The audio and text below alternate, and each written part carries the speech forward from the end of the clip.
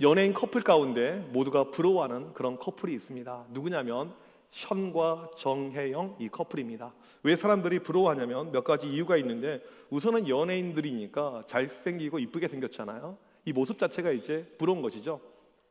근데 이제 이런 단지 모습만 부러운 것이 아니고 올해 결혼 20년 차인데 한 번도 부부싸움 한 적이 없대요.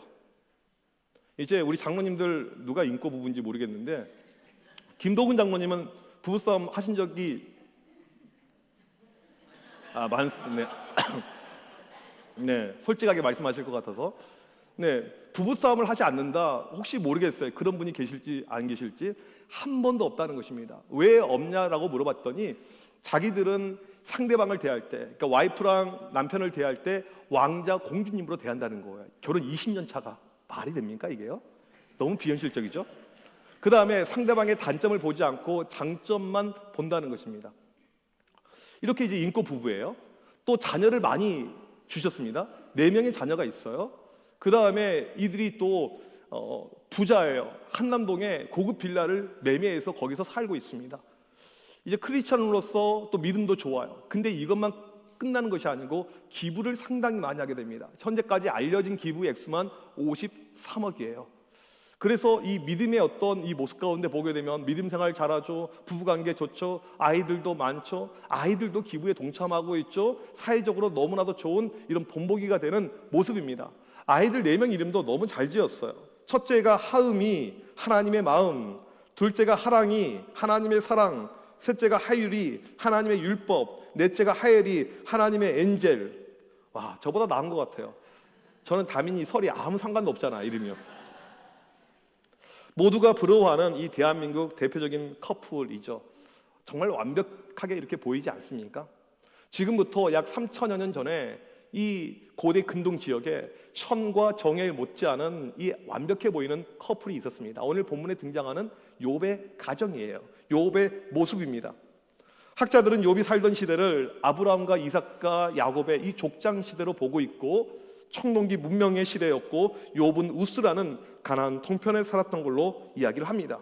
그러면 어떤 점에서 이 욥이 아까 제가 사진에서 보여드렸던 그 션의 패밀리랑 흡사한지 그것을 한번 말씀 가운데 이야기를 드리겠습니다. 첫 번째로 욥은 완벽한 종교성과 도덕성을 가진 사람이었다는 사실입니다. 1절 말씀을 다 같이 한번 읽어보도록 하겠습니다. 시작. 우스 땅에 욥이라 불리는 사람이 있었는데 그 사람은 온전하고 정직하여 하나님을 경외하며 악에서 떠난 자로라. 이 말씀만 보더라도 얼마나 믿음이 대단한지 알 수 있잖아요. 에스겔 14장에 보게 되면 노아, 다니엘, 욥을 가리켜서 성경의 대표적인 3대 중보 기도자라고 이야기합니다. 성경에서 이야기하고 있는 3대 대표적인 중보 기도자가 다니엘과 노아와 욥이에요. 거기에 포함이 됩니다. 욥은 하나님과 담판을 지을 정도로 영적인 깊이가 있는 이 중보 기도자였습니다. 이 시대상 가운데 가장 경건한 사람은 바로 욥이었을 것입니다. 잠언 9장 10절에 보게 되면 여호와를 경외하는 것이 지혜의 근본이요, 욥에게 딱 맞는 이야기예요. 믿음에 있어서 욥을 뛰어넘을 사람이 없을 만큼 대단한 믿음의 소유자인 것을 알 수가 있습니다. 두 번째로 자녀의 축복을 받았습니다. 오늘 2절에 보니까 아들이 7, 딸이 3입니다. 요즘에는 이제 자녀가 너무 없는 시대잖아요. 고대에 보게 되면 다사는 축복입니다. 성경에서 자녀를 가리켜서 이 활통의 화살이라고 이야기해요. 많을수록 하나님의 축복이다. 그런데 그냥 많은 것도 아니고 열인데 아들이 7, 딸이 3입니다. 성경에서 7은요 완전함을 뜻하고요, 3은요 전체를 이야기합니다. 따라서 7대 3은요 완벽 비율, 황금 비율을 이야기하는 거예요. 나중에 보게 되면 양이 7,000마리, 낙타가 3,000마리 소유했다고 나오는데 이것도 완벽을 뜻하는 표현입니다. 욥은 자녀에 있어서 완벽한 축복을 받은 사람이었습니다. 세 번째로 물질의 축복을 많이 받았습니다. 우리 3절 역시 한번 같이 읽어보도록 하겠습니다. 시작. 그의 소유물은 양이 7,000마리요 낙타가 3,000마리요 소가 500결이요 암나기가 500마리며 종도 많이 있었으니 이 사람은 동방 사람 중에 가장 훌륭한 자라. 양이 7,000마리다. 여러분 혹시 양 시세를 아십니까? 목장하신 분 계신가요? 제가 설교하려면 여러분들 이게 피부에 와닿지 않으니까 이 시세를 다 또 검색을 해야 돼요. 요즘에 시가로 양 한 마리가 26만 5천 원 정도 된다고 그래요. 모르겠어요. 이게 맞는지 안 맞는지. 그렇게 계산해 보니까 양만 18억 5천만 원. 네. 사무엘상 25장에 보게 되면 이 부자 나발이 등장해요. 심히 부유했다. 그 당시 최고의 부자였다. 근데 나발의 양이 3,000마리인데 욥은 7,000마리, 그 2배 이상입니다. 그 다음에 낙타가 3,000마리. 낙타는요, 우리나라에서 사기 어렵잖아요. 한 마리에 1,000만 원이 넘어요. 그러면 낙타만 300억 이상. 소가 500결이, 500결이라는 것은요 1,000마리라는 뜻입니다. 소가 대략 70억, 암낙이 500마리, 15억. 합산하게 되면요 전체 액수가 400억 정도가 됩니다. 이게 욥의 재산이었어요. 3절 말씀 끝을 보게 되면 이렇게 나와 있죠. 이 사람은 동방 사람 중에 가장 훌륭한 자라. 여기서 가장 훌륭하다는 단어의 의미는요 가장 부자라는 뜻입니다. 동방에서, 아시아에서 최고의 부자가 욥이었다라고 이야기를 합니다. 네 번째 보게 되면 자녀들의 관계도 너무나도 좋았습니다. 오늘 4절에 보니까 이 자녀들끼리 생일 파티를 해요. 10명이서 모여가지고 보통 이제 부유한 집안의 모습을 보게 되면 자녀가 많을 때 이 아버지의 재산으로 인해서 암투가 일어나는 것이 일반적인 모습인데, 이 친구들은 그러지 않고 서로를 초청합니다. 초대해요. 말씀에 보게 되면 각각 자기의 집이라는 단어가 나오죠. 이 아들들은 출가한 것, 결혼한 걸로 그렇게 이야기를 합니다. 결혼했음에도 불구하고 동생들과 또 형 누나들을 모으면서 항상 가족의 우애를 다짐했던 것이 이 욥의 자녀들의 모습이었다는 것입니다. 다섯 번째 보게 되면 자녀 신앙교육을 또 욥이 잘 시켰습니다. 우리 5절 말씀을 같이 한번 읽어보도록 하겠습니다. 시작. 그들이 차례대로 잔치를 끝내면 욥이 그들을 불러다가 성결하게 하되 아침에 일어나서 그들의 명수대로 번제를 드렸으니 이는 욥이 말하기를 혹시 내 아들들이 죄를 범하여 마음으로 하나님을 욕되게 하였을까 함이라. 욥의 행위가 항상 이러하였더라. 이 당시는 족장 시대입니다. 처음부터 제사장이 있거나 이 율법이 되는 말씀이 있었던 건 아니에요. 족장 시대는 그 이전의 시대입니다.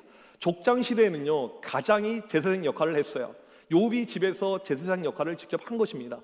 이 아이들이 생일 파티가 끝난 다음에 혹시라도 생일 파티 중에 죄를 지었을까, 말로 죄를 지을까, 마음으로 죄를 지을까, 이것이 염려가 되어서 아이들을 향해서 이 이름으로 번제, 제사를 하나님께 올려드렸다는 것입니다.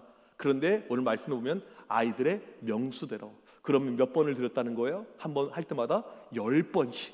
근데 어쩌다 한 번 그렇게 예배 드린 것이 아니고 욥은 매사가 그랬다는 것입니다. 그렇게 믿음 가운데 충실하고 어떤 조금이라도 흠을 찾을 수 없는 것이 이 욥의 모습이었다는 것입니다. 여러분, 이런 가정을 본 적이 있으십니까? 믿음이 너무나도 좋아요. 믿음에 있어서 흠이 없어 보입니다. 근데 돈도 엄청나게 많아요. 자녀들도 엄청나게 많아요.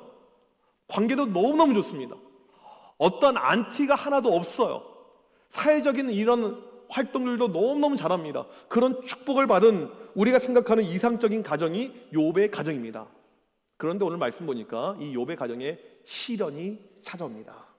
살면서 예상해 보지 않았던 어려움이 찾아와요. 하루는 천상에서 회의가 열리게 됩니다. 하나님께서 천사들을 대동하고 회의하는데 그 자리에 사탄이 함께합니다. 하나님께서 이 세상을 이리저리 다니다 온 사탄에게 욥의 이야기를 꺼내요. 너 욥 아냐 물어봐요. 하나님이 먼저 이야기를 꺼냅니다. 이게 중요해요. 왜 그랬냐면 욥은 하나님의 프라이드였습니다. 이 세상에 있는 사람들 가운데, 수많은 사람들 가운데 욥과 같이 나를 잘 믿는 사람이 없다. 사탄 앞에서도 떳떳하게 이야기할 수 있을 만큼 하나님의 프라이드가 바로 이 욥이었어요. 그렇게 욥의 믿음 대단하지 않느냐 이야기하자 사탄이 9절에 이렇게 이야기합니다. 9절 말씀 같이 한번 읽겠습니다. 시작. 사탄이 여호와께 대답하여 이르되 욥이 어찌 까닭없이 하나님을 경외하리까? 뭐라고 사탄이 이야기합니까? 에이, 하나님께서 욥한테 엄청난 거 주셨잖아요. 그 정도 축복받으면 당연히 하나님 잘 믿어야 되죠. 400억, 우리 도시에서 최고의 부자인데 그 정도 축복받고 그 정도 모든 것이 형통하면 당연히 잘 믿죠. 이건 모든 사람들 다 똑같습니다. 한번 다 축복해 줘 보세요. 그렇게 사탄이 깐죽거리면서 하나님께 따지고 있습니다. 한번 빼앗아 가보세요. 진짜 하나님 잘 믿는지. 빼앗아 가. 한번 가봐. 목숨만 건드리지 말고 다 빼앗아 가라고 이야기를 합니다. 그런 가운데 사탄으로 시작된 엄청난 시련이 욥에게 찾아옵니다. 14절에 보게 되면 맏아들 집에서 욥의 자녀들이 먹고 있는데 스바 사람들이 쳐들어와서 모든 재물을 다 빼앗아가고 종들을 다 죽입니다. 바로 이어서 16절에 하늘에서 불이 내려와서 쉽게 말하면 번개가 쳐서 모든 양들을 다 죽여버리고 종들이 다 죽습니다. 세 번째로 17절에 갈대아 사람 세 무리가 쳐들어와서 모든 물건을 다 빼앗고 종들을 다 죽입니다. 네 번째로 18절에 욥의 자녀들이 맏아들 집에서 먹고 마시고 있는데 엄청난 바람이, 강풍이, 태풍이 인 거예요. 집이, 건물이 무너져 내린 가운데 이 자녀들이 10명이 한순간에 거기서 다 깔려서 죽었다는 것입니다.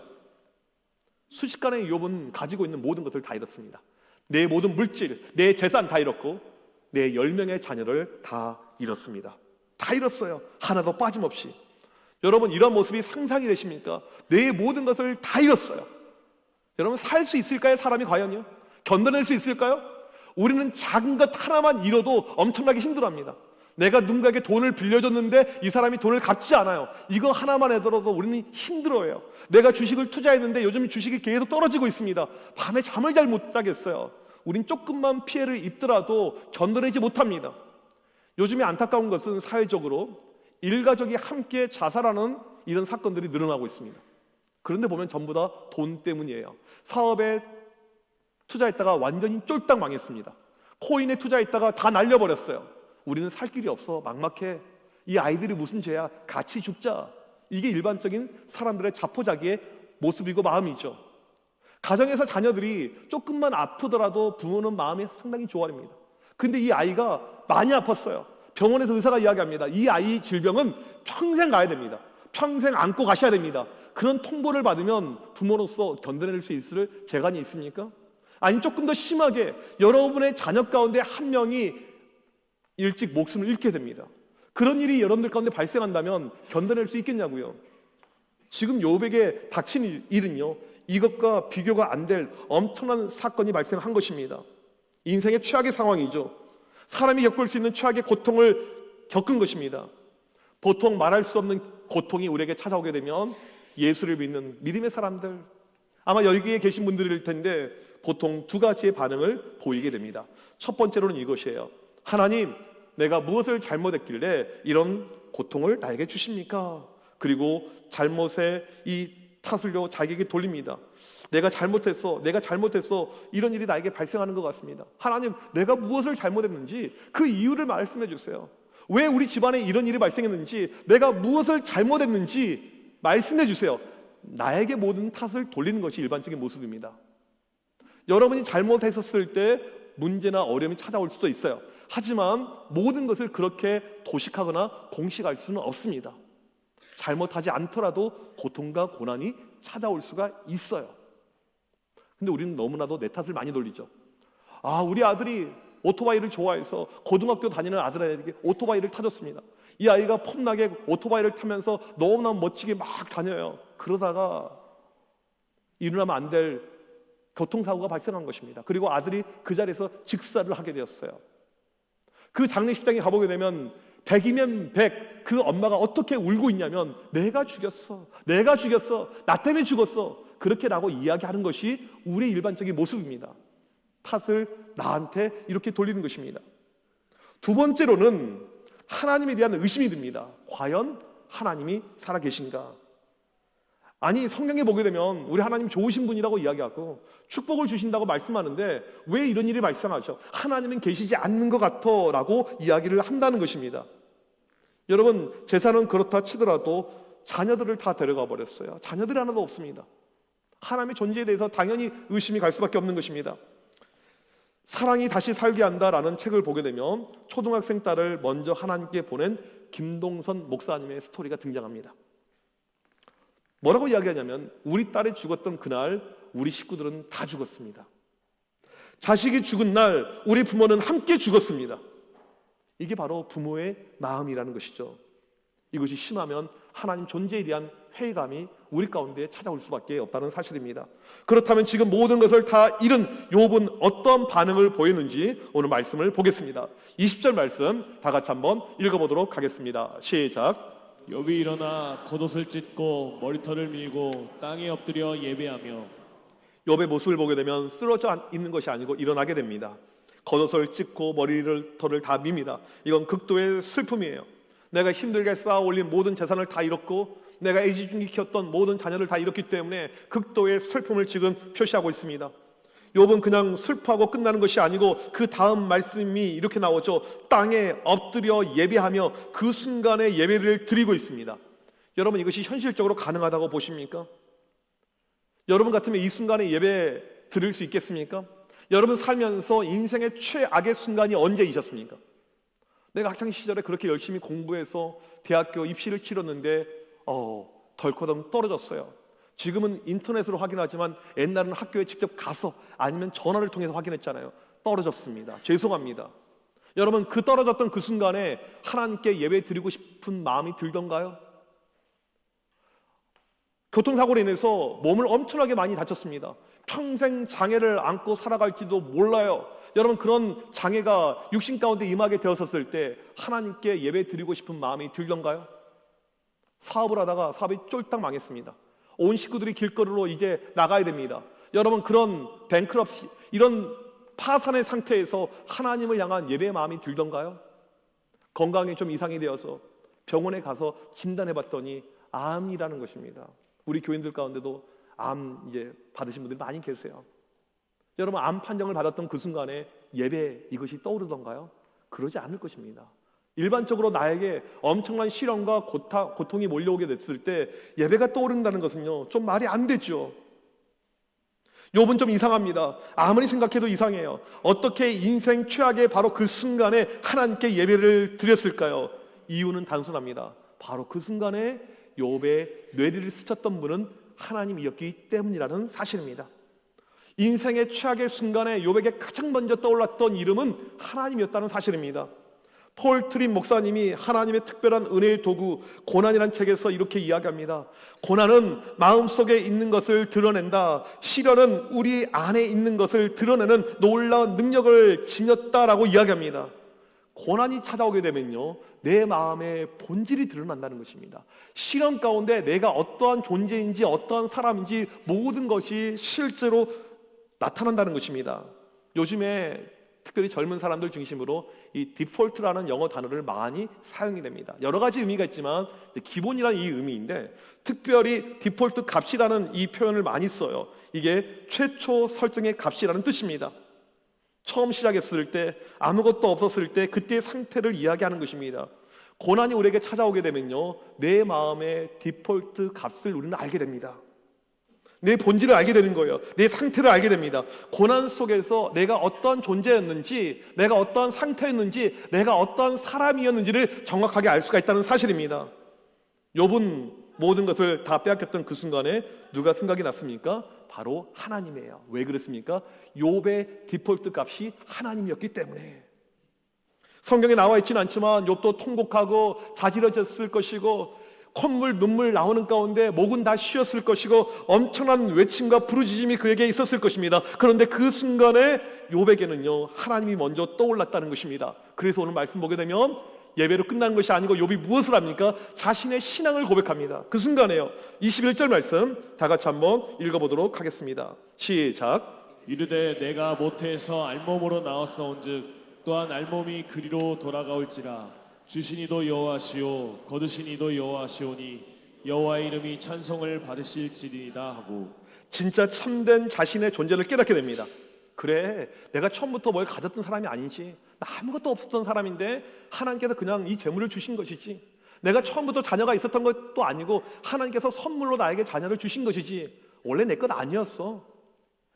나라는 것 자체를 제외하고 내 주변에 있는 모든 물질과 모든 자녀들은 하나님께서 나에게 덤으로 준, 액세서리로 준 그 선물에 불과하다라고 욥이 이야기를 한 것입니다. 그래서 이것을 가져가도 아무 상관이 없는 일이지, 원래 내 것이 아니었기 때문에 이게 욥의 디폴트 값이고 진짜 마음이었다는 것입니다. 욥은 자신의 본질을 정확히 깨닫습니다. 자신의 재산과 자녀는 모두 선물이다. 그리고 이 모든 중심에는 하나님이 계신다라는 이 사실을 깨닫게 됩니다. 어려운 가운데서도 하나님 안을 생각했던 이 욥의 대단한 모습은요, 오늘 19절 말씀에도 이렇게 나와 있습니다. 19절을 우리 한번 읽겠습니다. 시작. 거친 들에서 큰 바람이 와서 집 내 모퉁이를 치매 그 청년들 위에 무너짐으로 그들이 죽었나이다. 나만 홀로 피하였으므로 주인께 아뢰러 왔나이다 한지라. 이 19절 말씀을 보게 되면 문장에 주어가 있고 동사가 이렇게 있습니다. 히브리 이 문법을 보게 되면요, 히브리 단어들은요, 모든 단어가 성이 세 가지 중에 하나가 있게 됩니다. 남성, 여성, 중성 중에 하나의 성을 가져요. 단어들에게 다 성이 있습니다. 문장의 주어가 남성이면 반드시 동사는요, 남성이어야 돼요. 문장의 주어가 여성이면 반드시 이 동사는요, 여성이어야 됩니다. 일치가 이루어져야 돼요. 이게 히브리어의 문법입니다. 19절 문장의 주어 큰 바람인데 여성이에요. 동사로 등장하는 네 모퉁이를 치매는 남성입니다. 안 맞아요. 이런 법은 없는 거예요. 있을 수가 없어요. 다른 것도 아니고 성경인데 문법의 불일치가 어떻게 일어날 수가 있겠습니까? 그렇다면 무슨 의미냐면 이 문장에서, 이 문맥 전체에서 주어가 따로 있다는 사실입니다. 주어가 무엇이냐면 11절 성경책에 있으신 분은 보시고 표시를 하십시오. 주의 손이 19절의 치매의 주어가 됩니다. 주의 손은 남성이거든요. 지금 주님의 손이 나를 쳤다는 것입니다. 모든 재앙의 원천을 하나님으로 보고 있는 거예요. 이것은 하나님의 계획과 섭리 가운데 진행이 되고 있는 것의 모습이구나. 이것이 욥의 마음이었다는 사실입니다. 그러니까 이 욥이 오늘 마지막에 무엇을 합니까? 원망을 해요? 불평을 해요? 하나님을 저주합니까? 그런 것을 하지 않습니다. 오히려 찬송해요. 고난이 왔다고 내 삶에 달라진 것이 하나도 없거든요. 원래부터 하나님하고 나밖에 없는 거예요. 이것이 우리의 본질입니다. 옆에 있는 모든 것은 다 사이드 메뉴밖에 안 되는 거예요. 고통과 고난이 오더라도 옆에 있었던 것이 다 사라질지라도 내 앞에 계신 하나님은 그대로 있고 나는 그 앞에 그대로 있기 때문에 내가 손해본 것이 없다는 것입니다. 이게 욥의 신앙과 믿음의 모습이었습니다. 주변의 환경은 크게 바뀌었지만 가장 중요한 분, 하나님은 늘 그 곁에, 내 곁에 그대로 계셨고 나는 그 옆에 있다는 것을 알기 때문에 욥이 찬양을 하고 있습니다. 왜 여기서 찬양합니까? 이건 우리의 존재 이유입니다. 이사야 43장 21절에 이 백성은 내가 나를 위하여 지었나니 나를 찬송하게 하려 함이니라. 이게 우리의 존재 이유가 목적이기 때문에 그 순간에 내가 피조물로서 마땅히 해야 될 찬양을 드리고 있는 것입니다. 여러분 아마 이 설교를 들으면서 아직까지도 고난 중에 예배하고 있는, 고난 중에 찬양하고 있는 이 욥의 모습이 이해가 안 될 것입니다. 비상식적이죠. 말이 안 되죠. 어떻게 모든 것을 잃은 다음에 예배를 드릴 수가 있고 모든 것을 잃은 다음에 어떻게 찬양을 할 수 있을 것인가? 너무 비현실적일 것입니다. 근데 신기한 것은 무엇이냐면요, 우리 주변에 보게 되면 욥과 같은 사람들이 너무나도 많아요. 욥만 유별나고 특출나게 끝나는 것이 아니고 그런 인물들이 너무나도 많이 있습니다. 우리는 신앙생활 할 때 믿음이 없을 때는요, 무엇 때문에 믿어요? 내가 하나님을 믿으면 이걸 해주겠지. 무엇 때문에? 나에게 물질도 주셨고 자녀도 주셨고 좋은 걸로 주셨기 때문에 내가 믿는다고 생각하지만 믿음이 들어가게 되면 때문을 다 빼게 됩니다. 이것과 상관없이 하나님 자체로 믿는 거예요. 하나님은 선하신 분이시고 나를 만드신 분이시고 나를 구원하신 분, 이거 자체면 끝나는 것입니다. 다른 것이 필요 없어요. 하나님 자체면 우리에게 만족인 것이고 하나님 자체면 그냥 이미 모든 게임이 끝나게 되는 것입니다. 사도 바울을 보게 되면 로마서 8장 35절에서 누가 우리를 그리스도의 사랑에서 끊으리요? 환난이나 공고나 박해나 기근이나 적신이나 위험이나 칼이라. 환경은 우리를 하나님에게서, 그리스도에게서, 예수님에게서 끊을 수가 없다라는 것입니다.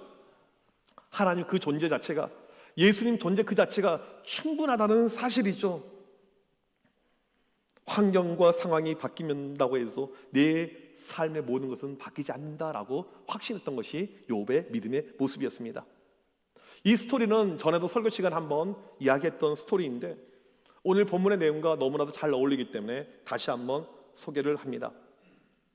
이스라엘, 나중에 여러분들이 여행하실 계획이 있어서 가보시면 아시겠지만 이스라엘에 많은 호텔이 있는데 그 중에 상당히 럭셔리한 고급 호텔이 있습니다. 아메리칸 컬런이라는 호텔이에요.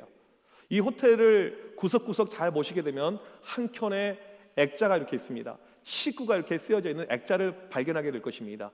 이게 호레이쇼 스태포드라는 사람이 쓴 이 액자예요. 화면을 보시면 이렇게 만들어져 있습니다. 이 액자에 적혀져 있는 시는요, 여기 오늘 예배 드리신 대부분의 분들이 알고 있는 그런 시구입니다.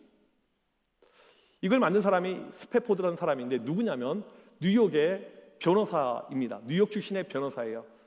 돈이 상당히 많았습니다. 그 돈을 가지고 무엇을 했냐면 이 당시 시카고에서 이 전도자 무디의 전도단이 있는데 그 스폰서 역할을 했어요. 그 돈을 가지고요. 상당히 귀한 믿음의 집사님이셨죠. 또 돈 투자를 어디에 했냐면 이 시카고에 보게 되면 미시간 호수가 크게 펼쳐지고 있는데 그 호숫가에 별장 짓는 거에 돈 투자를 엄청나게 하게 됩니다. 거의 전 재산을 다 쏟아부었어요. 그런데 시카고 대화재가 발생합니다. 모든 이 건물이 다 날아간 거예요. 빌딩이 다 날아간 것입니다. 설상가상으로 하나밖에 없는 아들이 죽어요.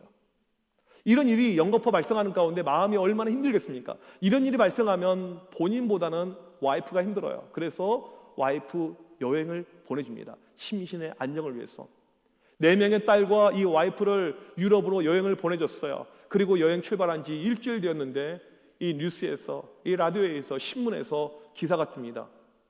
그 유람선이 영국에 가서 영국에 있는 배와 충돌을 했다는 것입니다. 그리고 배 타고 있었던 승객 가운데 3분의 2가 사망, 3분의 1만 생존했다는 것입니다.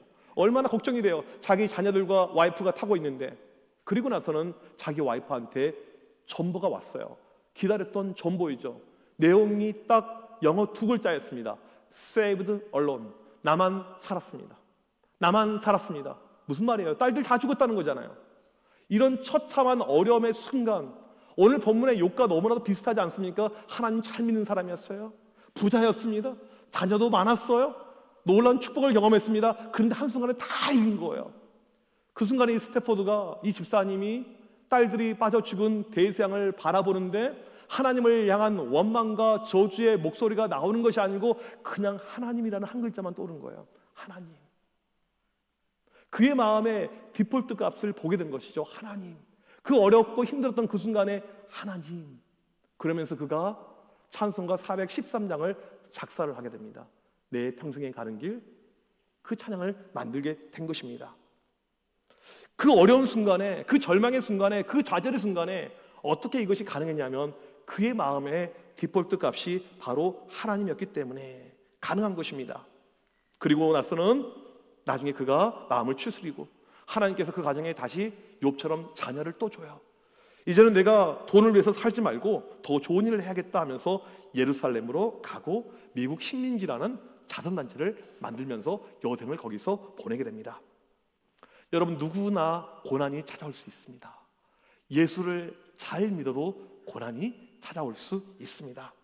하지만 고난 속에서 우리는요, 우리 마음의 디폴트 값을 보게 됩니다. 내가 어떠한 존재인지, 내가 어떤 본질 가운데 살고 있는지 내 자신의 모습을 볼 수 있는 그런 타이밍이 된다는 것입니다. 오늘 이 욥의 그 놀라운 믿음의 모습을 보면서 하나님, 나에게도 무엇 때문이 아닌 하나님 한 분 그 자체로 인해서 감사하고 믿음 가운데 갈 수 있는 욥의 믿음을 허락하여 주셔서 믿음으로 나아가는 우리 모두가 되시길 주님의 이름으로 간절히 축복합니다. 우리 이 시간 자리에서 일어나셔서 함께 찬양하길 원합니다. 스태포드 집사님이 작사하신 내 평생에 가는 길, 순탄하여 늘 잔잔한 강 같은지 큰 풍파로 무섭고 어렵든지 나의 영혼은 늘 편하다. 우리 시간 같이 이 찬양 드리도록 하겠습니다.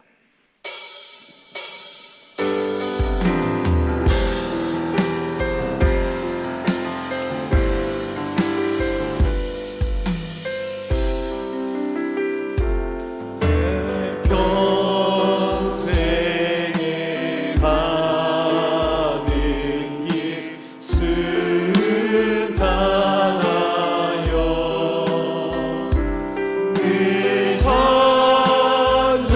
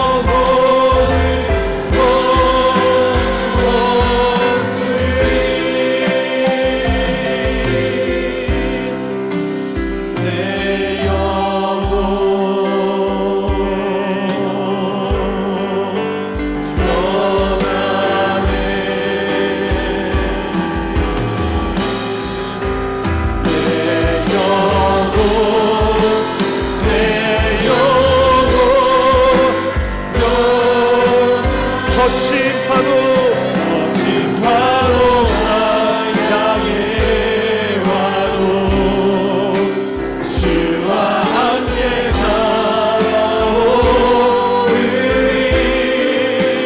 높은 가운데 나의 영혼 잠잠하게 주를 보리 거친 파도 날 향해 와도 거친 파도 날 향해 와도 주와 함께 날아오르니 높은 가운데 나의 영혼 잠잠하게 주를 보리라. 우리 이 시간 다 같이 기도할 때 여러분 삶의 욥처럼 아니면 욥의 수준은 아니지만 고난과 고통 가운데 있는 분들이 계십니까? 누구에게 말로 표현할 수 없는 고난의 터널 가운데 계신 분들이 있다면 이렇게 기도하길 원합니다. 하나님, 고난 중에도 하나님만을 볼 수 있는 믿음을 나에게 주옵소서. 여전히 나를 사랑하시고 내 편 되시고 내 곁에 계시는 하나님만을 볼 수 있는 욥과 같은 믿음을 나에게도 허락하여 주셔봐서 우리 시간 주여 한번 외치고 간절히 기도합니다. 주여! 하나님 아버지, 이 시간 간절히 기도합니다. 우리의 삶의 현실 가운데 어떤 고난이 찾아올 때가 있고 어려움이 올라올 때가 있고 복수가 불안이 찾아올 때가 있음을 고백합니다. 주여, 그 순간에 우리의 마음이 하나님께 향하게 하여 주시고 살아계신 하나님, 전능하신 하나님 볼 수 있는 귀한 믿음과 귀한 마음을 우리 모두에게 허락하여 주셔서 하나님 아버지, 오늘 이 시간에 고통과 고난 가운데 있는 주의 백성이 있습니다. 주여, 저들을 만져주십시고 치유하여 주십시고 고쳐주십시고 회복의 놀란 역사가 나타나게 하여 주옵소서. 우리의 마음의 중심이 변하지 않고 살아계신 하나님, 전능하신 하나님을 바라볼 수 있는 놀라운 역사가 이루어지게 하여 주옵소서. 영적인 눈이 열리게 하여 주옵소서. 믿음의 눈이 열리게 하여 주옵소서. 욥과 같은 그런 믿음을 가지고 쌓일 수 있도록 인도하여 살아계신 하나님의 놀라신 역사로 말미암아 오늘도 하나님 한분을 바라볼 수 있는 담대한 믿음을 오늘도 우리에게 허락하여 주옵소서. 믿음을 가지고 살게 하여 주옵소서. 믿음의 놀라신 역사가 이루어지게 하여 주옵소서. 믿음에 반응하는 주의 모든 것을 되게 하여 주옵소서. 하나님이 가진 필요할 때 예수의 이름이 우리 가운데 소망이요 힘이요 능력이 고백합니다. 그 놀라운 힘과 능력과 은혜를 살게 하여 주옵소서. 우리의 심령 가운데 마음 가운데 하나님의 위로와 치료의 역사가 이 시간 나타나게 하여 주옵소서. 하나님만을 바라볼 수 있는 욥에게 주셨던 담대한 믿음을 우리 모두에게 허락하여 주옵소서. 주여, 그 믿음을 가지고 살게 하여 주옵소서. 그 믿음의 놀라신 역사를 이루게 주여, 그 믿음의 담대함으로 오늘도 승리하는 주의 모든 말씀을 되게 하여 주옵소서. 우리에게 강하고 담대한 믿음 허락하여 주옵시고 믿음으로 살게 하여 주옵시고 믿음으로 이루어가게 하여 주옵시고 하나님, 욥에게 주셨던 그 놀라운 역사 우리 가운데 허락하여 주시옵소서. 말씀하여 주옵소서. 하나님, 어떤 상황에도 우리를 사랑하심을 믿습니다. 고난 중에도 아픔 중에도 어려움 중에도 우리 가운데 계심을 믿습니다. 하나님, 우리의 믿음이 다른 이유가 아닌 지금도 우리 가운데 계시는 하나님 자체로 인해서 든든히 서길 간절히 소망합니다. 오늘 이 시간 욥과 같은 담대한 온전한 믿음을 우리 모두에게 허락하여 주시옵소서. 지금은 우리 주 예수 그리스도의 크신 은혜와 하나님 아버지의 무한하신 사랑하심과 성령의 위로 교통하심이 욥과 같은 담대한 믿음 얻길 원하는 주의 모든 백성들 머리머리 위에 지금부터 영원토록 함께 있을지어다. 아멘.